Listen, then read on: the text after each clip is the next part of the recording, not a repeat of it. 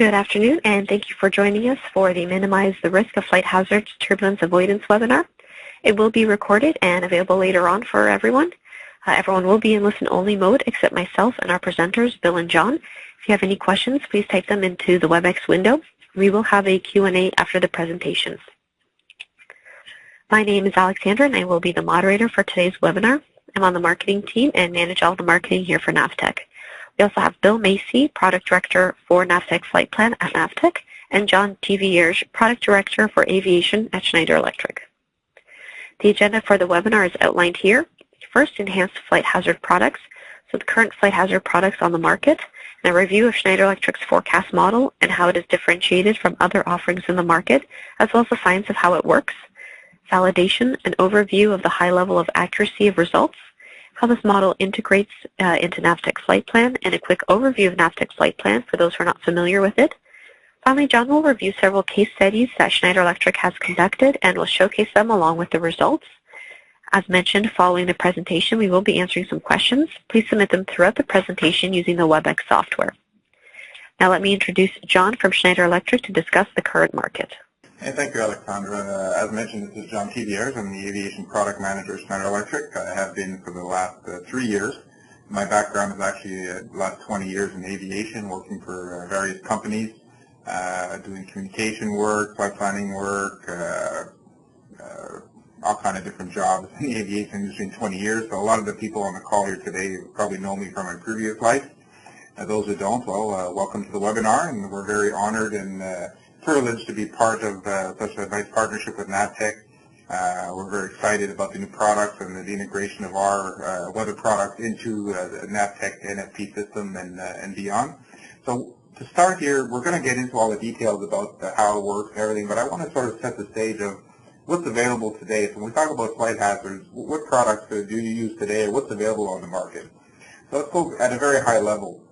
So of course there's various sources where you can get your weather. A lot of people go either to the National Weather Service, UK Met, a lot of free sources out there, and of course there's other weather solution providers other than the Schneider Electric available in the market today.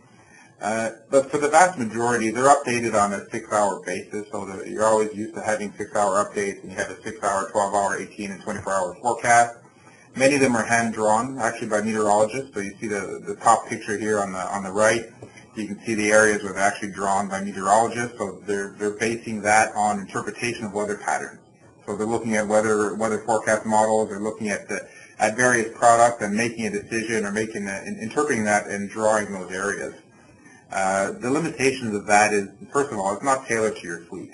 So they're not taking into account what type of aircraft are going to actually fly through those areas, what type of aircraft you operate. It's all based on some parameters they have, where they say if X equals Y, then I draw this here. So it's not really scientific. It's more really interpretation of the weather. Most of it's categorical, which they're going to give you, like, for example, turbulence. They're going to say light, moderate, severe. Okay, icing, slight, moderate, severe. Okay, now how does that map back to your aircraft is all up to the interpretation of the user, the dispatcher. So more often than not, the dispatchers have to look at multiple tools to make a decision before they create their flight plans. Okay, a lot of the areas you see, they actually over-forecast. So they want to be on the safe side. Being human, you want to be on the safe side, so they'll draw larger areas than actually maybe area of impact.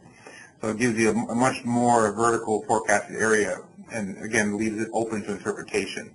So you have to, if you look at, for example, there's turbulence or thunderstorms on the entire eastern seaboard, okay, you're not going to avoid that area, so you're going to fly through it and just take your chances, hope nothing happens. Okay, so a lot of that is available in different formats. So we talk about charts, as you see here, the WAF charts, there's black and white charts. A lot of the weather layers are implemented in different tools, in your flight following tools, and your flight planning tools, and so on. So that's the current state. So again, the key areas to improve here is make it more fleet type specific. So I want to know how it impacts my aircraft, not in general. You want more precise areas of forecast. You don't have to interpret or just take your chances and go through large areas. So we'll show with the Schneider Electric forecast how we address those key issues. So again, the Schneider Electric Enhanced Flight Hazards were launched about a year ago. We've been working on it for many years with the best minds in the business working on it. We own the IP. It's all patented technology. So there's 3 components to our flight hazards product. We talk about EDR-based turbulence, We have airfoil-specific icing, as well as a global thunderstorm forecast. So we're going to go into the details of each of those. So first of all, we're going to talk about the turbulence forecast, which is the flagship product of our flight hazards. So that's the most used, the most interesting one, and the most impact for an airline. So the offer we have is we use what we call eddy dissipation rate, or EDR-based forecast, which I'll get into on the next slide. We have a more timely forecast update. So we talked about the 6-hour forecast earlier. We'll actually give you a 1 to 3 hour forecast period. So it gives you more granularity when you're doing your flight plan optimization. And Bill will get into that here soon in his part. We offer a higher degree of resolution. So the traditional products today, they're used to getting to 1 degree or 1 1/4 degree resolution weather models. We actually go down to a 1/2 degree resolution for our turbulence forecast, which gives us more degrees of precision. So you saw the hand-drawn ones, which were vast and over forecast. We'll show how we can actually tighten that and show you the specific areas of turbulence. We can provide it for flight planning, flight following, and the pilot, so basically a single weather source. So the flight planners that are creating flight plans, the dispatchers that are following flights, actual pilots in cockpit can use all the same weather data. Where traditionally you have flight plans which use data source A, your dispatchers are using data source B, and the pilots are using data source C to Z. So they use basically everything on the market. So there's no consistency between the different groups. With this, it allows us, with Schneider Electric, you can use the same weather in both flight planning, dispatch, and also for pilots. We offer multiple flight levels, so it helps you optimize your cruise. Okay, you have products out there today that will say there's going to be moderate to severe turbulence between flight level 250 and 390. So it uses up a large chunk of airspace where there may be turbulence, where ours, we optimize it for multiple cruise levels. And I think the most important one, or the key thing in our turbulence forecast model, is we integrate multiple sources of turbulence. So we talk about mountain waves, boundary layer, convective, and upper level clear air turbulence are all melded into one forecast. So the output that we provide to your flight planning, to your flight followings, and to the pilots is based on all 4 types of turbulence, not just one. There's products out there today that will just offer you a clear air turbulence forecast, or just a convective forecast, or just a mountain wave forecast. So you have to go and look at multiple tools again to make an informed decision. At Schneider Electric, we said, no, we're going to integrate all those 4 types of convection, or convective turbulence, upper level CAD, boundary, and mountain wave, and the output that we produce will already take that into account. So when you're looking at the forecast, it's already baked in. You don't have to look at multiple tools. Allowing from a customer benefit side, so by using all of that, what does it benefit the customer? Well, first of all, it helps you optimize your flight time. That's what we're going to talk about today. That's the goal of this webinar. Helps save on fuel and on flight time. Reduce risk of aircraft damage. You're going to see at the end, we're going to talk about some case studies where there's aircraft that encounter turbulence almost on a daily basis. There's injuries, there's aircraft damage, and it makes the national news. So we're going to show how we can avoid that. And ultimately improve passenger comfort. Okay, nobody likes to get bounced around in the back of an aircraft, especially VIP. So we're going to show how we can transform those into benefits for you. Now we talk about EDR. Now what is EDR, or eddy dissipation rate? Okay, it's a universal measure of turbulence that's actually been adopted by ICAO, so it's an ICAO standard. It's a quantitative measurement, so it's actually a scale from 0 to 1. So today when we talk about light, moderate, severe, okay, those are categorical, they're not quantitative. So if we look at the scale from 0 to 1, we just put an example here, like the actual ICAO standard. If it's below 0.1, there's no turbulence. Between 15 and 25 is light, and so on and so on. We'll show you a table in a couple slides that we put together that will illustrate that much better for you. Now the key thing here is a lot of aircraft are actually being equipped with EDR measuring devices today. So in the past, EDR was normally reported by pilots by a report saying I encountered moderate to severe turbulence over this waypoint or this airport, and that's been sent down to the ground. Now the aircraft are being equipped with EDR devices that allow them to measure that EDR and automatically report it. And that'll become important when we talk about our validation. That's actually what we use. And each aircraft, okay, small to large, is EDR rated. So we'll talk a little bit about that here in the next slide. So how does EDR actually relate to your aircraft? So you say, okay, it's nice to have a scale from 0 to 1, but if I'm flying different types of aircraft, how do I know when you say it's aircraft specific, what do you mean? Well, let's look at here. Let's take some examples of small, medium, and large aircraft. So like a small aircraft, okay, let's look at a small King Air. Medium aircraft, let's take a Canadair 200 or an ERJ 145. Large aircraft, let's say 737 and above. So if we report a turbulence of 0.3 EDR, you can see that for a small aircraft, it's on the cusp of moderate to severe. Medium and large aircraft, it would be in moderate. If we look at a 0.5 EDR, so if we report 0.5, you can see for a small and medium, that's in the severe range. And on the large aircraft, it's right on the border of moderate to severe. So each EDR value that is reported, you can map it back to the table and see how it impacts your aircraft. And Bill will show you how you can set those values as part of the flight planning tool, and you can actually optimize routes based on those values and those types of aircraft. Now, what makes Schneider Electric's product unique? Okay, as we mentioned, there's a lot of products out there today, so what makes Schneider Electric unique? Well, first of all, again, we talk about those 4 sources of turbulence that we talked about: clear air, boundary, mountain wave, and convection. So it's all in one product. There is no product out there today that does that. You have to look at multiple ones. Our turbulence forecast is also model agnostic and fully global. By that I mean that as the weather models improve, we can just easily swap out one weather model for the other and run our patented technology over that weather model. So as the global models get better and better, our product will take advantage of that. Multiple products out there today, they're tied to a specific model, and they can't go to the higher resolution models. Okay, we have increased precision. So we talk about horizontal and vertical distribution. So again, we have tighter resolution. We have multiple flight levels. So it actually opens up more airspace for the operators if you want to optimize based on that data. If you're looking at a large area, we talked about the eastern seaboard earlier, where they say there could be moderate to severe turbulence from flight level 250 to 390. That closes a lot of airspace for you. Or if you just use SIGMET, for example, turbulent SIGMET to flight plan, that closes a lot of airspace that you could take advantage of. With our product, it allows us to actually open up a lot more airspace than traditionally. And we also offer 4D optimized flight operations. By 4D, we talk about latitude, longitude, altitude, and time.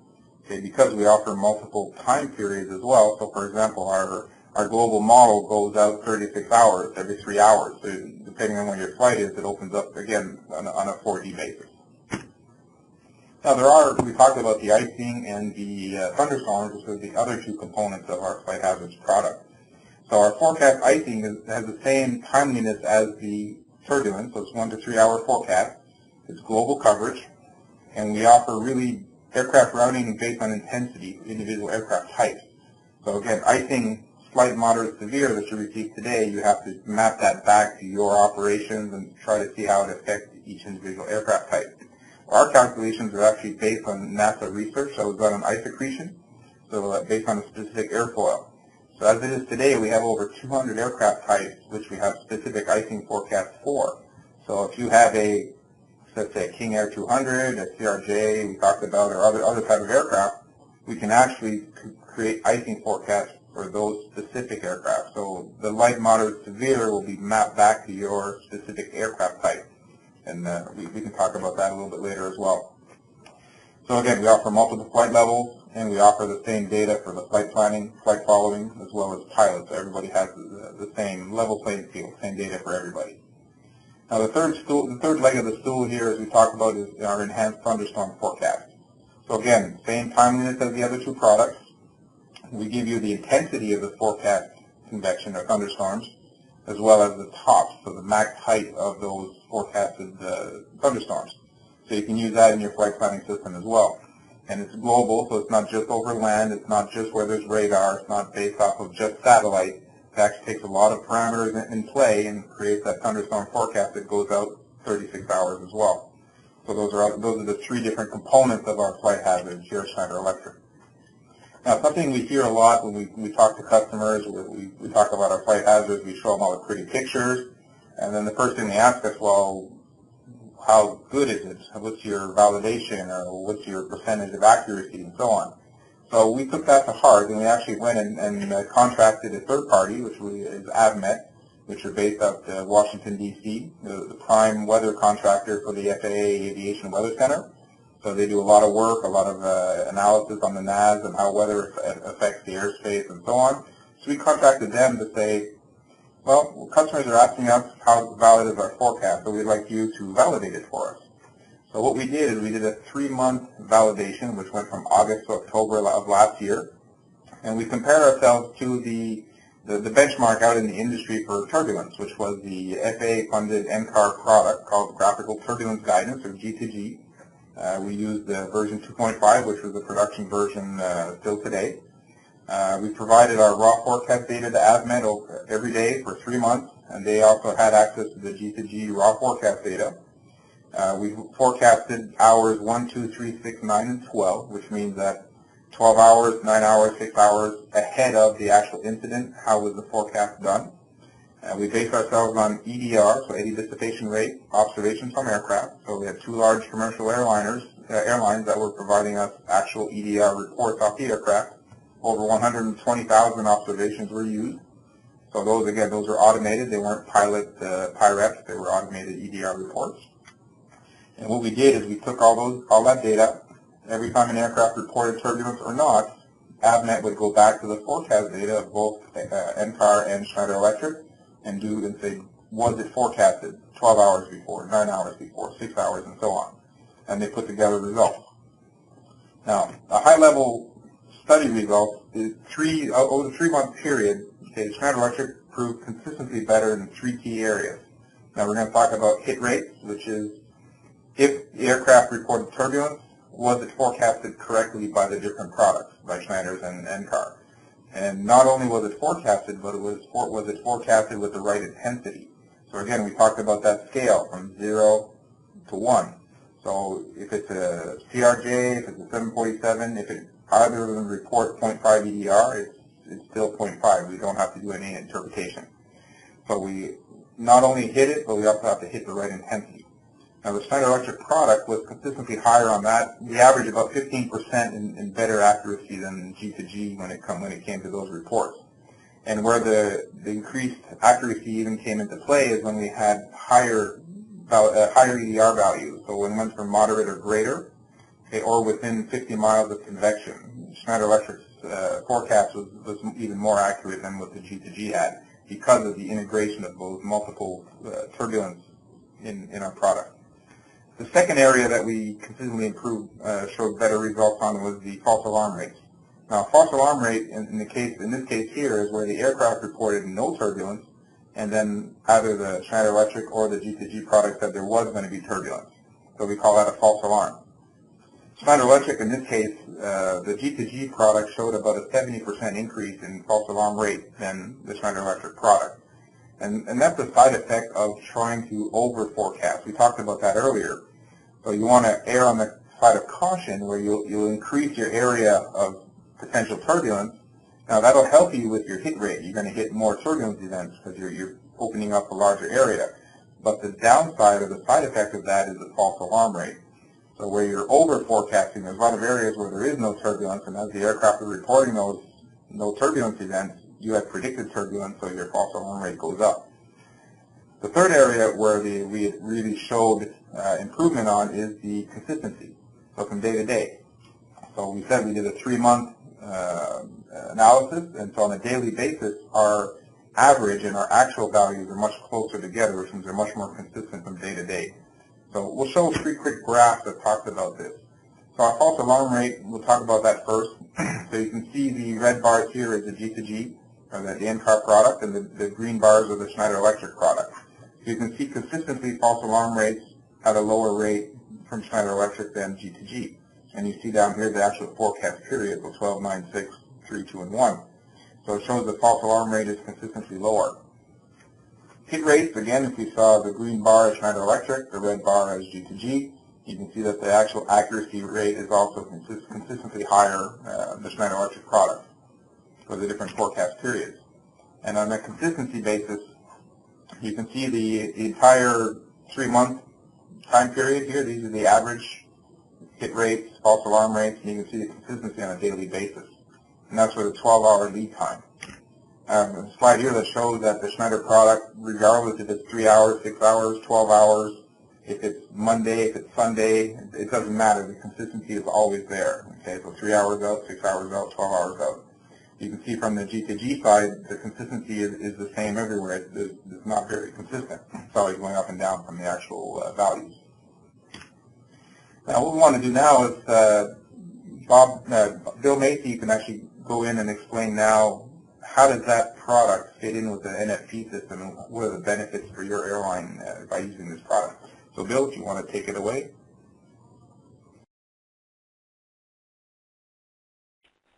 All right, thanks, John. That's really some great information, really interesting stuff. Before I get started, I just want to give everybody a little background on myself. My name is, of course, Bill Macey. I've been with Navtech for the last 14 years, and I'm the product director for all things flight planning at Navtech. My background in aviation goes back to the military, and I've been in the aviation industry for going on 30 years now in different roles: air traffic control, dispatch, and on the software side here at Navtech.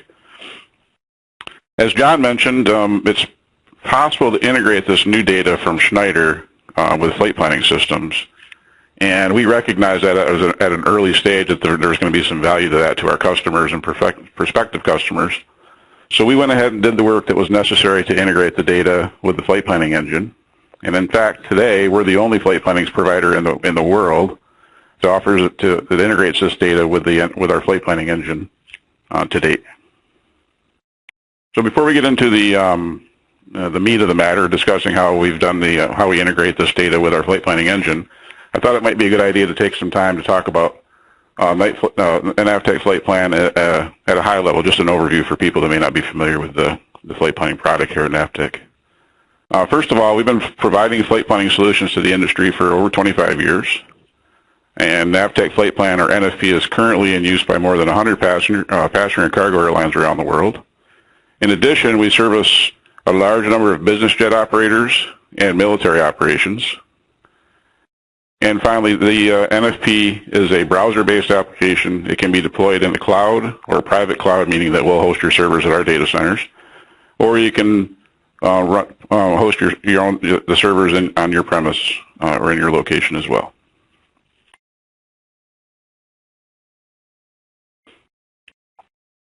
So with that, let's talk about flight hazards and NFP. First of all, the data comes to us from Schneider via secure connection. It's provided to us in a GRIB2 format, which is a compression format. So GRIB2 is used to compress large chunks of data so that we can move it across the networks very easily. We receive the data every 6 hours, and each update includes 3 hourly forecast periods that cover the next 36 hours. So when we receive the update, we have a forecast valid for periods of 3 hours that are out to 36 hours into the future.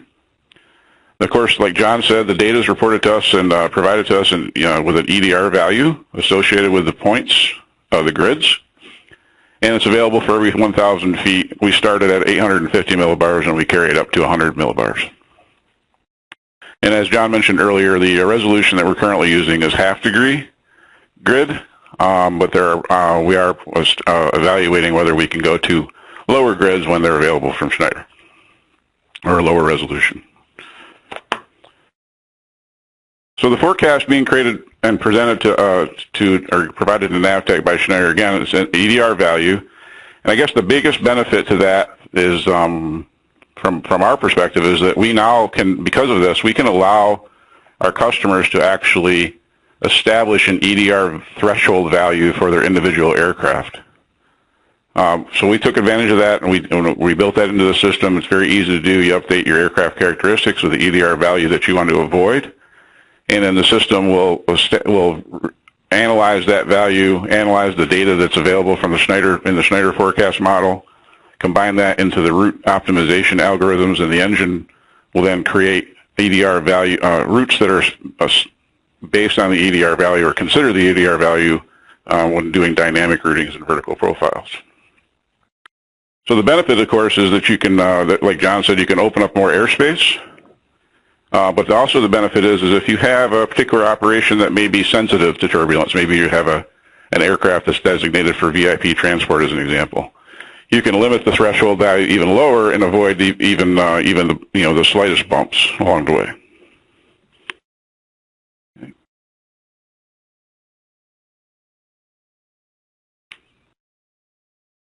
So on this next slide, I just took an example. I searched around the area, the world, and I found an example where a SIGMET had been issued that indicated that there was going to be, there basically was showing forecast turbulence for a wide area. In this case, it was for an entire FIR down in Port Moresby. And it indicated, the SIGMET indicates that the forecast, the turbulence was moderate to severe turbulence at and below 18,000 feet. What I wanted to show you here is that so that if you look at as you look at the diagram here or the picture here on the slide, you'll see the FIR is the orange shaded area, and if you look closely, you'll see contoured areas in and around that FIR or that SIGMET area. Those contoured areas are actually where the Schneider data, the Schneider forecast has indicated there's probable turbulence or has forecasted turbulence for those particular areas. So in this example, you can see very clearly that while the SIGMET has effectively made it almost impossible to fly, to fly through that airspace without knowing what kind of turbulence you're going to hit. The Schneider data has allowed us to open up more routes, not have to rely so much on PIREPs and ride reports to find out what routes are being, how routes are being affected. So we can plan more effectively through this area, knowing with some confidence and ease that we're going to most likely not encounter the turbulence that could affect our passengers and crew.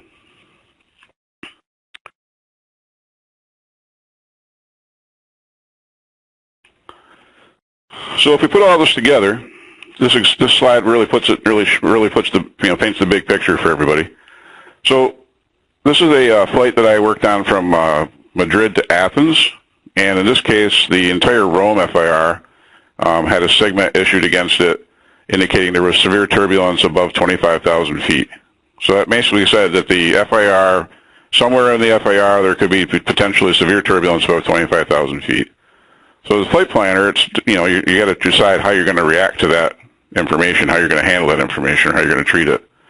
If you look at the picture here that's represented, you'll see that there's a gray routing on the map, and that indicates that's pretty close to what the optimum route would have been, considering the winds for the day and the airspace rules and restrictions and all the other things that go into a dynamically created routing.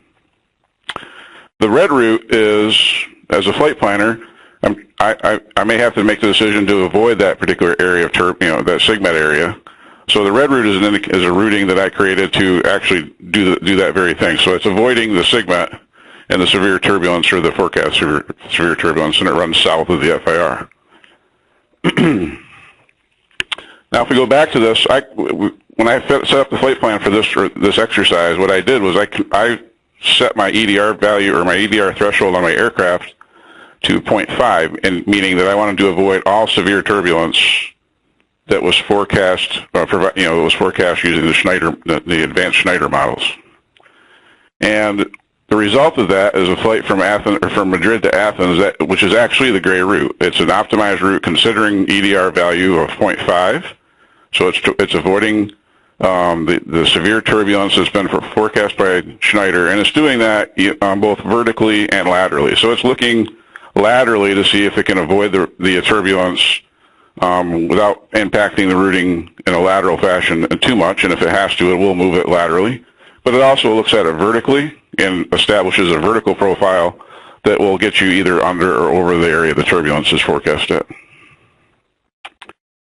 So again, that gray route was created by the system automatically, considering all the variables that go into the route, into a dynamic route calculation. I think the big takeaway from that is that I, as the flight planner, all I had to do was hit the compute button and let the system figure out the best routing for me to go to fly that day. If it avoided the turbulence, maintained compliance with the airspace rules and restrictions in that particular area, and still tried to use the optimize as much as it could, considering turbulence, using the winds and other information that needed for the day. What that really means to me, as to you guys as flight planners, is that's improved productivity. It the opportunity to focus on other things and not have to spend so much time trying to build routes or plan routes manually when you can let the computer systems do the work for you.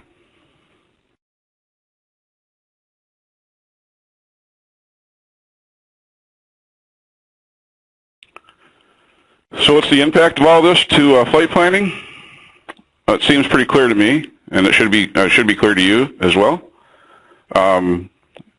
Utilizing NFP with integrated flight hazards based on the most advanced science available is going to provide a high level of safety and comfort for your customers and your crew. Really no question about that. It gives you an opportunity to make sure that your aircraft are going to be protected and not fly through turbulence that might affect the aircraft or damage the aircraft. And it's going to protect your crews and your customers, which is all three are very, very important. Additionally, there's no question that using this data in flight planning is going to improve your operation in terms of efficiency. In that last example, when I did the math on that, and compared those two routes, so I had the manual route where I avoided the segmented area to the south, and then I let the system do the optimized route considering turbulence. Just in that route alone, we saved 20 minutes of flight time and several hundred kilos of fuel in letting the system dynamically create routes to considering the turbulence that was presented through the Schneider forecast model. And then lastly, like I had mentioned previously, there's no doubt that letting the system calculate the routes for you and not having to spend as much time analyzing data and analyzing potential routing opportunities and how you may or may not be able to get through particular areas of wide areas of forecast turbulence is obviously going to increase productivity. And we think those three things are key to the way you operate today. So it's improved safety, improved efficiencies, resulting in less fuel and better time, and then finally productivity for the users, giving them opportunities to work on things that may be more critical or more important for them.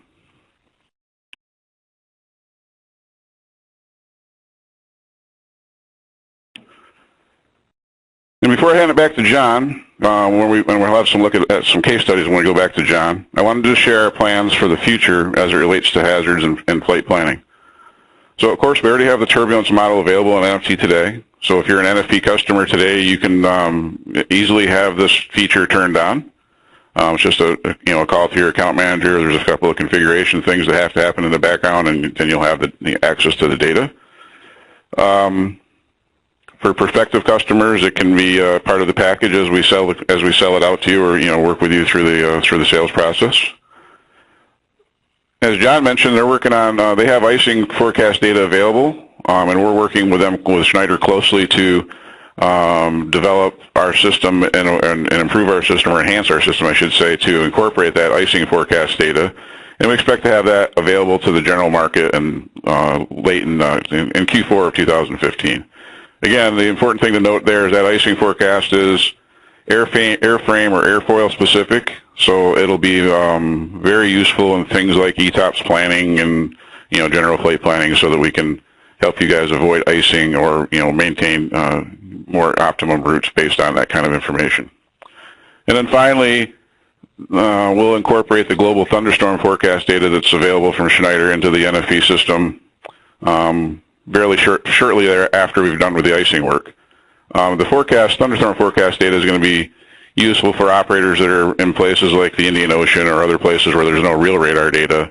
It'll give you a very good idea of what the convective activity is going to be in those areas.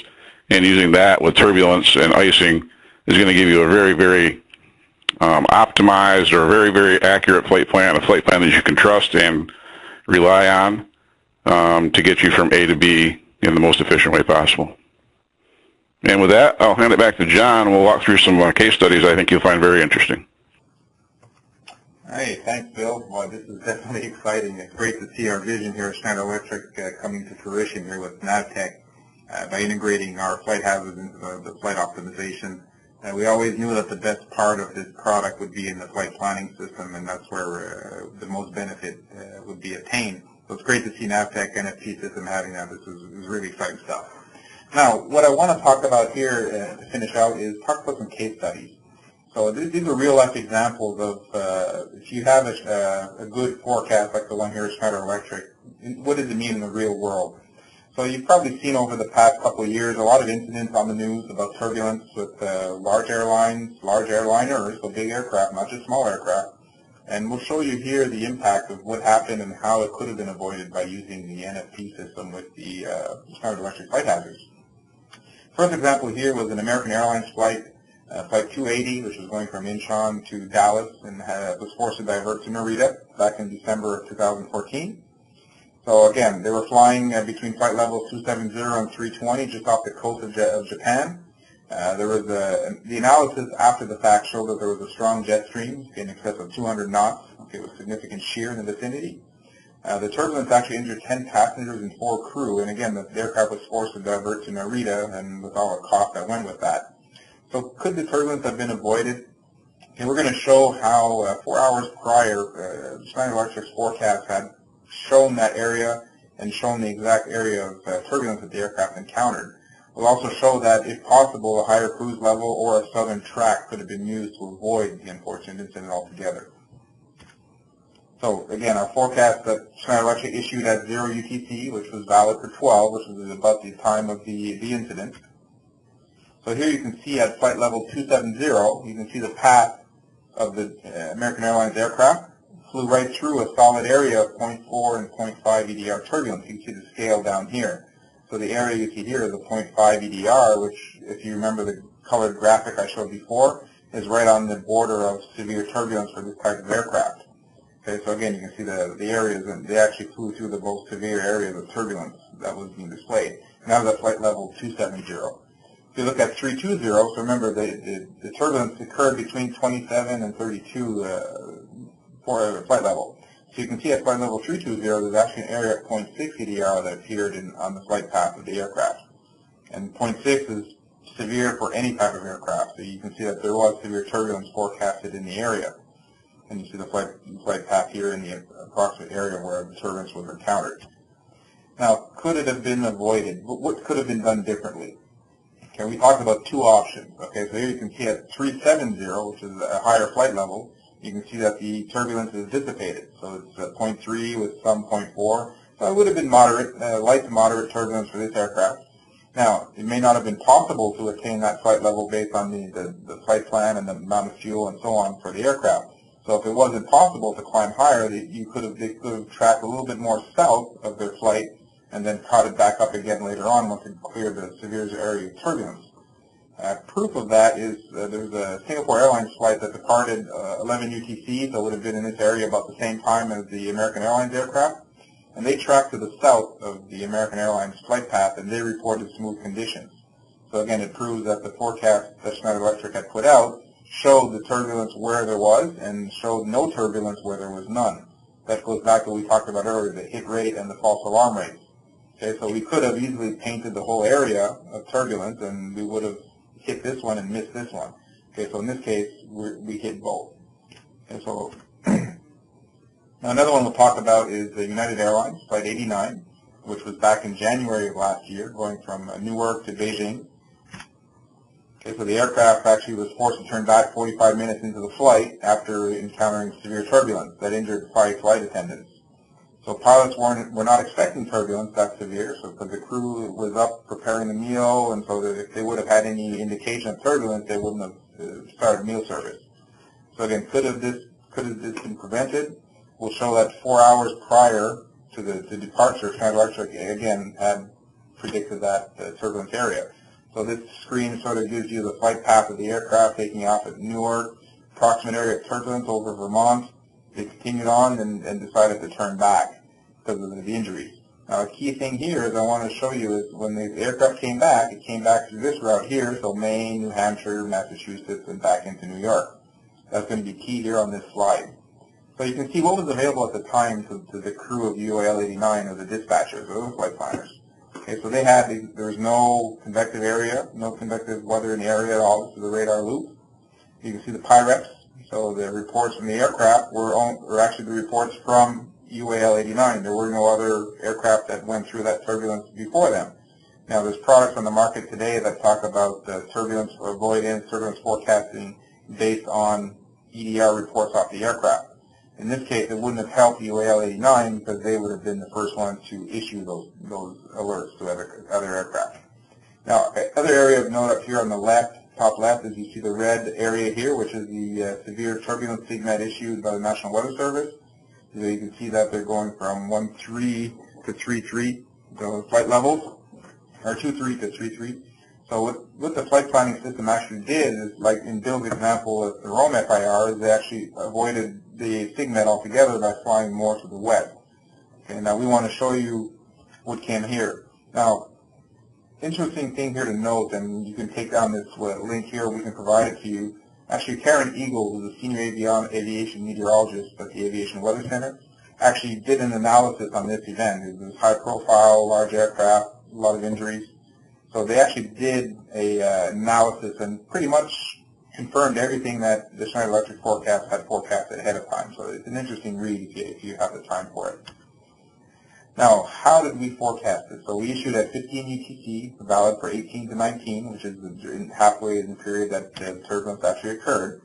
So it's interesting to see this picture. This picture with all the colors really paints it perfectly. So you can see where UAL 89 climbed through flight level 270, and you can see the areas. You see the actual turbulence scale down here. So there's areas of 0.6 and 0.7 EDR. Or if you remember the graphic earlier, that's definitely in the severe range for that aircraft type or any aircraft type. As you can see, that's flight 270. Now remember, the SIGMET was painted to the east of that. Okay, so they were showing the turbulence would be to the east. Now let's move up in the atmosphere to flight level 300. So you can see the intensity is diminishing, and the more intense turbulence is actually moving to the west, not to the east, where the SIGMET had predicted it.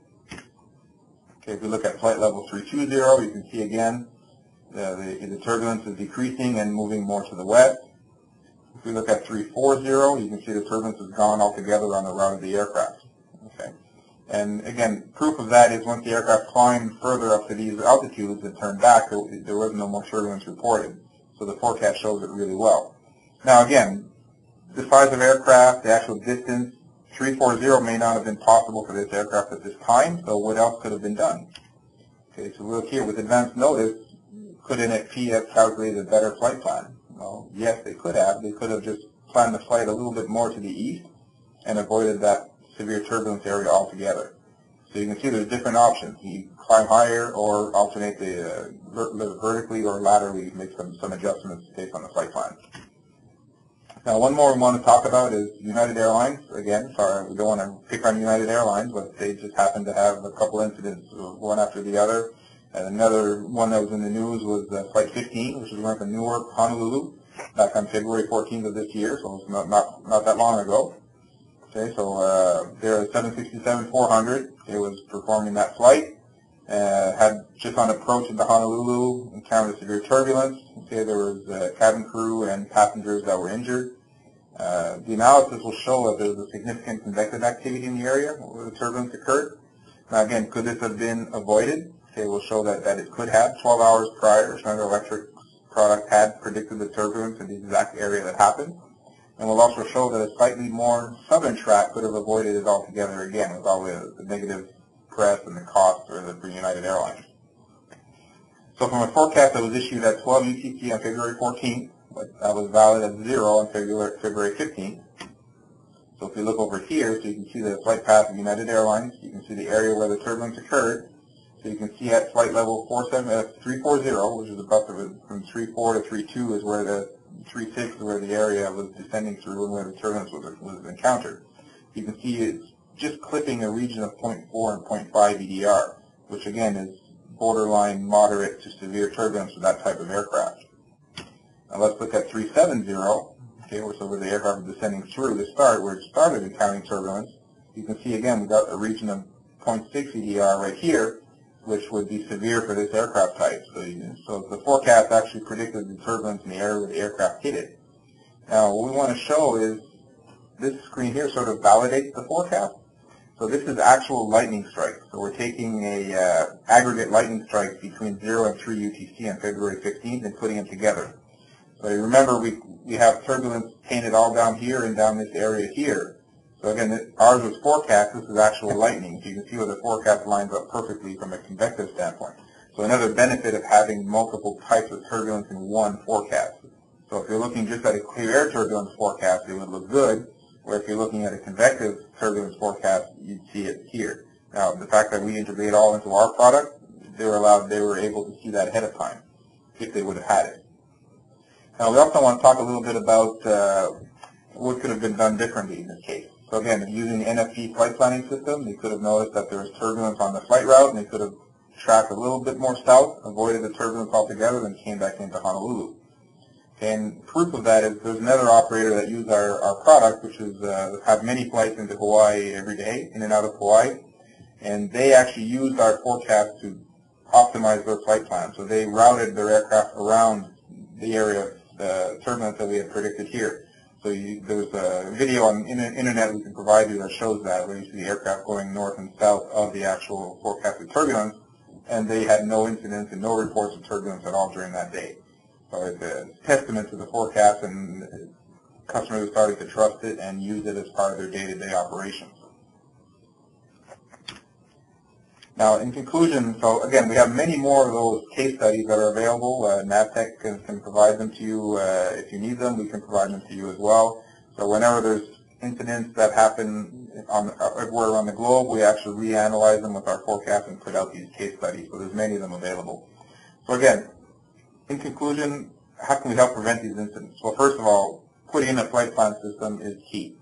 Okay, so that's when you're preparing your flight plans. That's when you want to optimize your flight plans. It's better to plan than to react. Okay, so that's one of the main keys here. Again, more timely updates. So updated more rapidly, more frequently, allows you to rerun flight plans or detect problems. And multiple flight levels, optimize your cruise levels. And we have both the strategic, we talked about route and flight planning, but also tactical. So from pilot briefings, in-cockpit mobile devices, pilot briefings, all that data can be available ahead of time so the pilots can help make better decisions as well. So we want to thank you for taking your time today. I know everybody has a busy schedule. You can see here on the screen the different addresses you can talk to, but we'll pass it back to Aleksandra, and we want to thank you again for participating in this webinar. Thank you, John. So I'd like to thank you to Bill and John for that great presentation and insight into turbulence avoidance. If you have any questions, like John said, please type them into the webinar window. I'll just wait a few moments to give you all some time. I also want to remind everyone that a recording of this webinar will be available just later on this week or early next week. If you want to contact us about any of the content of the webinar, the turbulence avoidance module, Navtech flight plan, or anything else, please email us, marketing@navtech.aero. You can also follow us on Twitter @Navtech or on LinkedIn.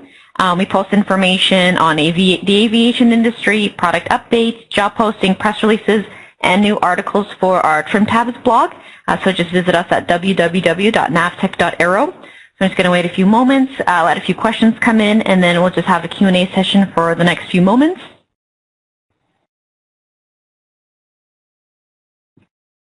So the first question here that I have is, will the global EDR forecast product be updated to better than 0.5 degree in the near future? Sure, I'll take that one. Question is yes. We're already working on a quarter degree product for global, and we're also playing with the Euro ECMWF model, which gives us a 1/8 degree global forecast. Now, there's questions of volumes of data and that come into play, but we're seeing how we can optimize that to give even better forecasts to our customers. So the answer is yes, we're a quarter degree and all the way down to 1/8 degree we're working on today. Right, and just to back up what John's saying, from the flight planning side of it, we're also evaluating the ability to the quarter degree resolution when it's available. So we'll have it. When it's available from Schneider, we'll be in a position to use it as well.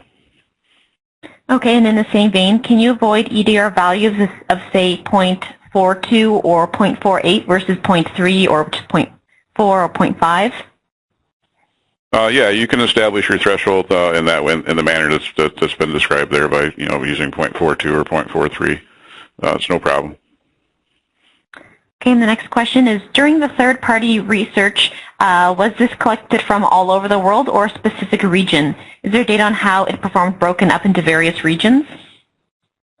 The actual study was done based over the U.S. because the only aircraft that were available for providing data were U.S.-based aircraft.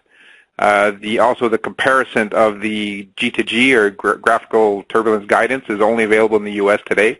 So to compare, but we do have numbers for all over the world because we're receiving reports as well from other areas. And you can see from the market studies and the use cases that we've done, they're not just U.S.-based. So we have some as well over Europe, over Asia, Australia. We don't have actual numbers per se as we show in the validation here because it was really compared against the U.S.-based G2G model. But we are looking at expanding that once the G2G 3 comes out, which will be more of a global model. We'll be able to offer more information at that time. Okay, the next question. Can the route and turbulence overlay in NFP be saved and provided in the briefing package for the crew?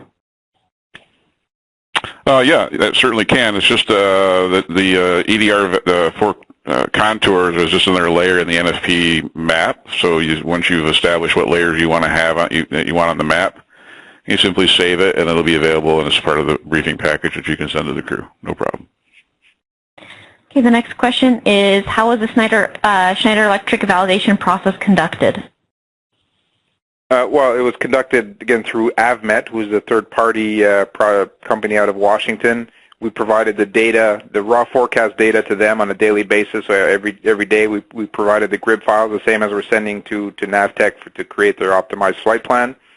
They also had access to the NCAR G2G forecast data and the raw reports off the aircraft, which were EDR calculated based on the ICAO standards, were sent down, and then they were used to compare the forecasts from Schneider Electric and NCAR to validate those different forecast periods we talked about. Okay, and how can I find more details related to the EDR scale, and how do they correlate to my aircraft?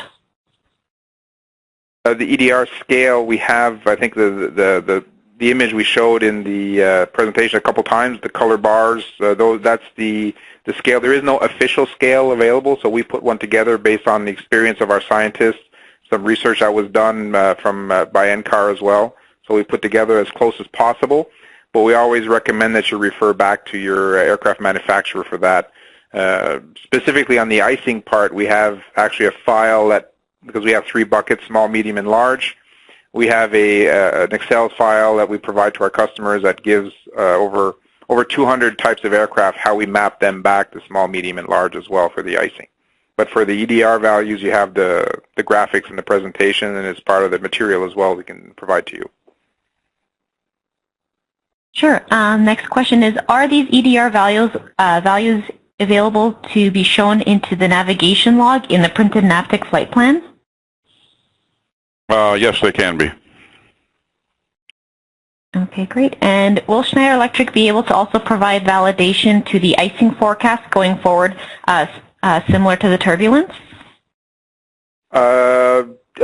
Yes, why not? We can look at it. Right now we have customers using our icing forecast for operational purposes, so they're flying based on MELs, based on ETOPS, more calculations. It's not in the flight planning system yet, so they're doing it manually, but where we do have plans to validate the icing and thunderstorms as well, just not at this moment.